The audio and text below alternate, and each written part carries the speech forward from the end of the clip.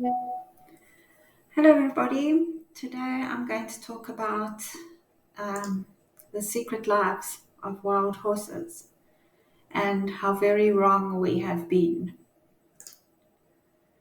Now, there's a huge, big research gap in studying wild horses. The studies have either focused on chimps or rats, or they've been on stabled horses, which is not ideal.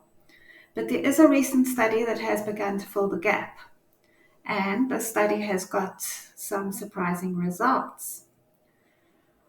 Now, we all remember reading Thundercloud and My Friend Flicker when we were younger, with the stallion who's in charge of everybody.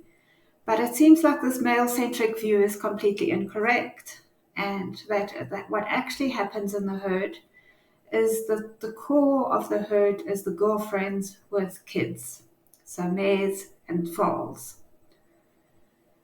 There are more individual bonds than we previously thought, and it's like a soap opera. There's constant arguing, power plays, loyalty betrayals. For example, the researcher noticed that one day a young stallion ran him, totally engrossed in his grazing, didn't notice that all of his mares had left to go and drink water elsewhere. When he eventually noticed, he panicked and called and rushed to find them.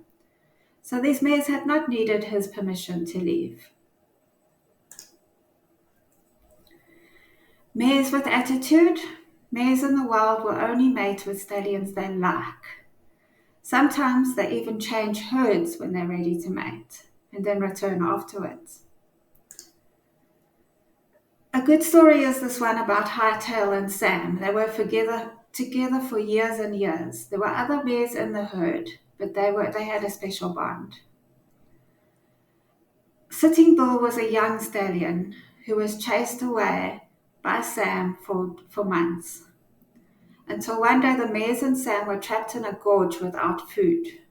So when they eventually got out, they were very weak, and Sitting Bull was able to overcome Sam. Sitting Bull was accepted by all of the mares except Hightail. Hightail actually ran away and went to live with Sam until he died. The bottom line of all this? Maybe we underestimate the intelligence, adaptability, and organization of horses, especially when they're allowed to be themselves.